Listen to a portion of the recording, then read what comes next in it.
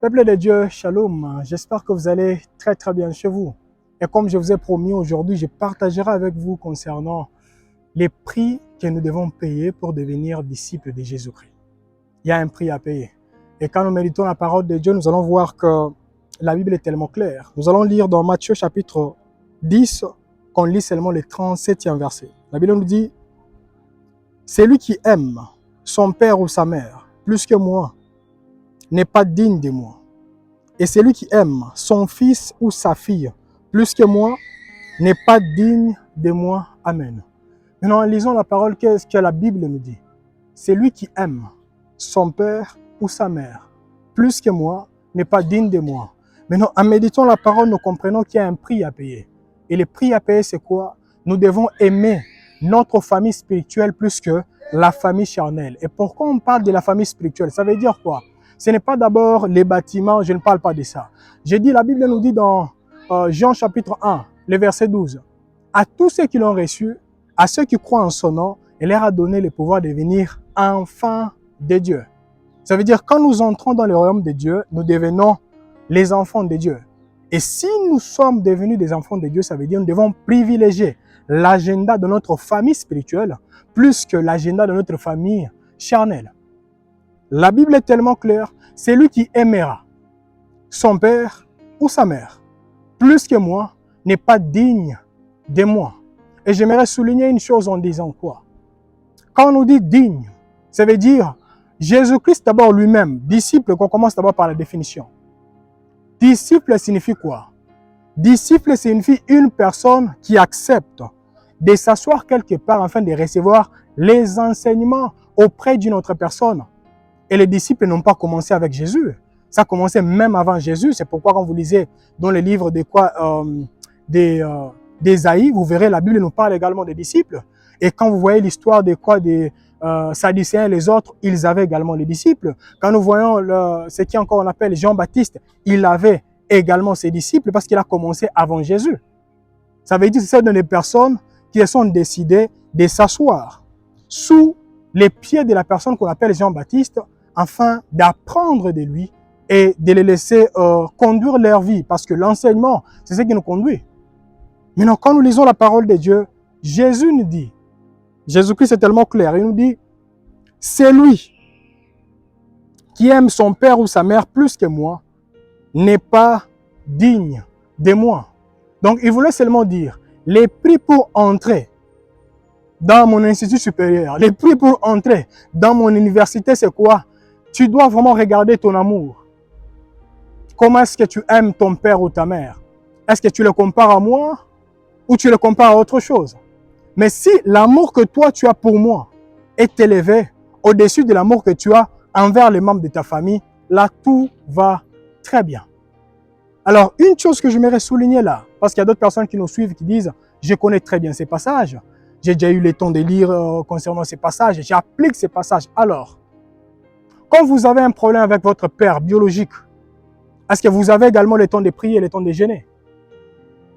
Quand vous avez un problème avec un membre de votre famille biologique, avez-vous également le temps de méditer? Il y a d'autres personnes, quand la personne a un problème avec sa femme ou son mari, surtout les femmes, quand la femme a un problème avec son mari, vous verrez que la personne va faire, je ne sais pas, des veillées personnelles. La personne est en train de pleurer toute la nuit jusqu'au petit matin. Et tout ça, c'est quoi? C'est parce que l'amour que la personne ressent envers son mari ou sa femme, vraiment, c'est l'amour qui est au-delà vraiment de l'amour que la personne a envers Dieu. Parce que la Bible nous dit, là où est ton cœur, c'est là où c'est quoi encore? C'est là où sera ton trésor.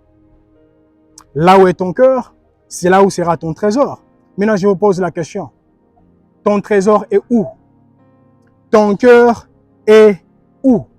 Parce que si ton cœur est en Christ, tu feras également confiance en Christ en disant, ça me fait mal, oui, mais je lui fais confiance.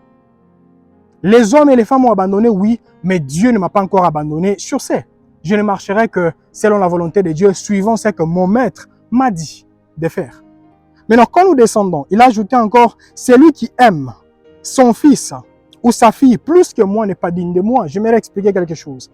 Premièrement, il a dit, celui qui aime son père ou sa mère. Bien-aimé dans le Seigneur, il n'y a aucune personne qui a choisi son père ou sa mère. Aucune. Tu n'as pas choisi ton père, moi également, je n'ai pas choisi mon père. Donc, la famille biologique, c'est une grâce provenant de Dieu. C'est Dieu qui avait dit, toi, tu naîtras dans telle famille et toi, tu naîtras dans telle famille. Ce n'est pas moi et toi. Mais quand on parle des fils, les choix d'une femme, c'est toi et moi. C'est nous qui nous décidons. J'ai dit, moi, personnellement, je vais épouser telle personne. Ce n'est pas une autre personne vraiment qui nous influence, etc. C'est moi et vous. Maintenant, ici, on nous dit, celui qui aimera son fils ou sa fille plus que moi n'est pas digne de moi. Alors, là, j'aimerais expliquer avant de passer dans la deuxième des choses et puis nous allons clôturer. On nous dit, celui qui aimera son fils ou sa fille plus que moi. Laissez-moi vous poser la question. Combien de personnes se disaient, moi, je sers Dieu. Moi, je suis une personne qui se laissera guider, orientée selon la parole de Dieu.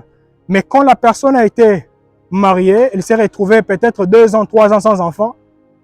L'amour de l'enfant a poussé la personne dans la maison d'un féticheur. Maintenant, dans la maison de la personne en question, tu es parti chercher quoi?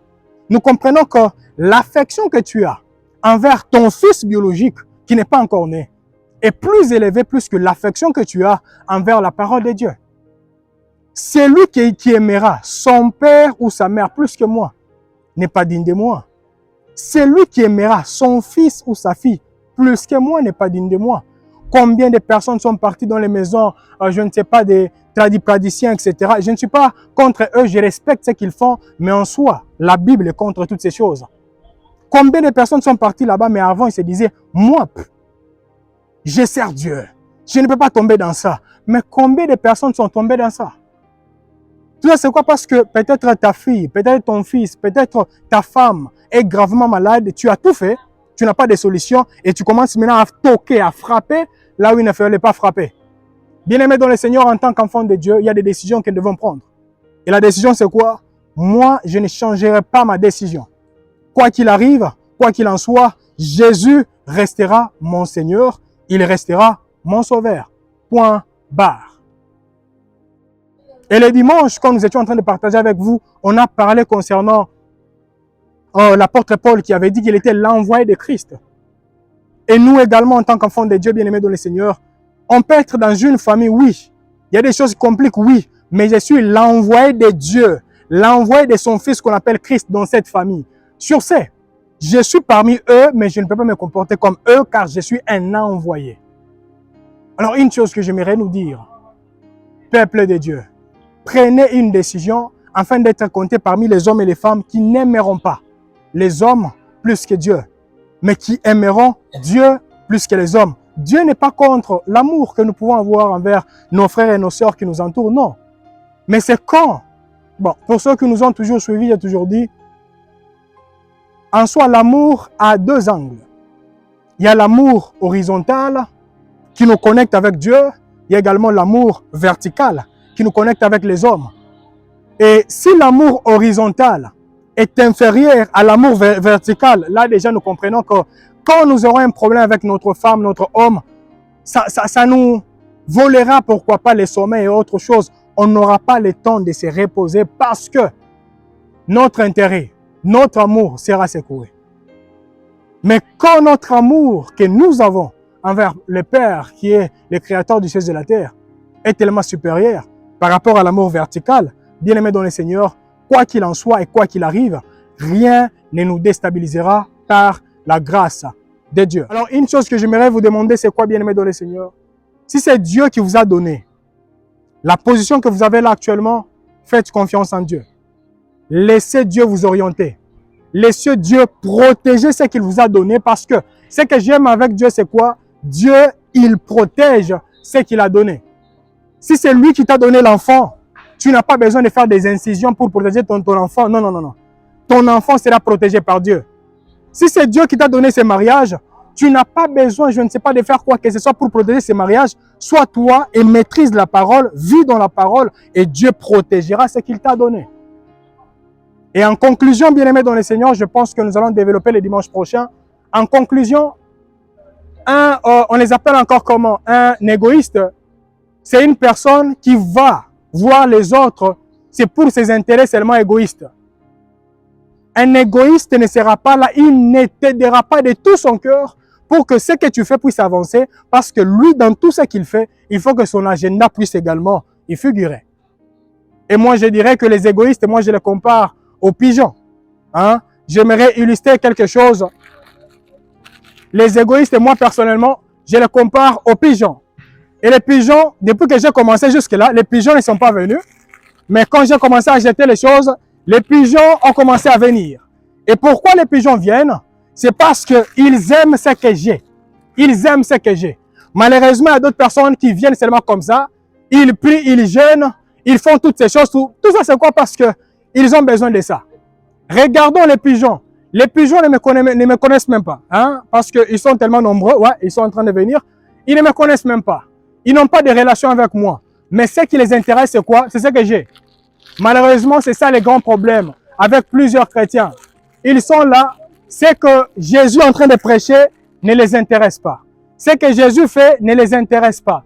Mais ce qui est très important, c'est quoi? C'est ce que eux veulent recevoir. Voilà pourquoi ces mêmes personnes vous diront, moi personnellement, je suis là, je vais dans telle église, que cette personne soit dans les péchés, qu'il ne soit pas dans les péchés, ça ne me concerne pas, mais moi j'ai seulement besoin d'être guéri. Et tout ça c'est quoi? Parce que cette personne s'attache à Dieu pour recevoir quelque chose. Malheureusement, ce sont les personnes qui abandonnent facilement Dieu. Parce que quand ils viennent c'est pour recevoir quelque chose. Ils ne viennent pas pour donner quelque chose. Et j'aimerais conclure en disant quoi, bien-aimé dans le Seigneur, en tant que disciple de Jésus, on ne doit pas tout faire pour plaire à quelqu'un, mais faisons tout pour plaire à Dieu. En tant que disciple de Jésus-Christ, on n'est pas obligé de vivre comme les carnivores. Ça veut dire dévorer quelqu'un pour que toi tu puisses vivre. Parce que si tu vois un lion qui est en bonne santé, tu dois savoir qu'il y a une chèvre, il y a un autre animal qui a disparu. Mais non, malheureusement, il y a d'autres personnes qui sont comme les carnivores. Ils dévorent d'autres personnes pour qu'eux puissent vivre. Maintenant, nous, en tant qu'enfants de Dieu, ton bonheur, c'est mon bonheur. Ta prospérité, c'est la mienne également. Je n'ai pas besoin de faire disparaître d'autres personnes pour apparaître. Et en tant que disciple de Jésus-Christ, je dois accepter de m'asseoir pour recevoir la parole avant de la dégager. C'est très important. Et nous devons aimer Dieu plus que les hommes. Aimer Dieu plus que la famille que Dieu nous a donnée. Aimer Dieu plus que nos enfants. Aimer Dieu plus que nos projets. Aimer Dieu plus que nos ambitions. Vraiment, je ne sais pas si cette vidéo vous a plu, vous a béni. Si tel est le cas, merci de la partager avec vos frères et vos sœurs. Et je vous demanderai d'être là les vendredis, d'être là également les dimanches. Et je vous demanderai, s'il vous plaît, ne soyez pas comme les pigeons. Hein? Ne soyez pas comme les pigeons. Parce que bientôt, là, je vais partir. Ils resteront ici, ils ne vont pas me suivre. Mais soyons comme les chiens. Parce qu'un chien, que tu lui donnes la nourriture ou pas, le chien sera toujours là. Parce qu'il te connaît. Mais un pigeon, je peux lui donner aujourd'hui, mais demain, si je rentrais toujours ici, il me fera semblant comme s'il ne m'a jamais vu. Et c'est la même chose que plusieurs chrétiens font. Dieu peut venir sous une autre forme, ils ne les connaîtront pas. Parce que ces hommes et ces femmes, ce qui les intéressait, c'est quoi? C'est la poche de Dieu et non la main de Dieu. Bien-aimés dans le Seigneur, soyons comptés parmi les hommes et les femmes qui se laisseront guider par le Saint-Esprit et non par les émotions ou par les ventres. Que le Seigneur vous bénisse et vous garde. Shalom. Le Sambo toujours, les secrets des héros. Shalom.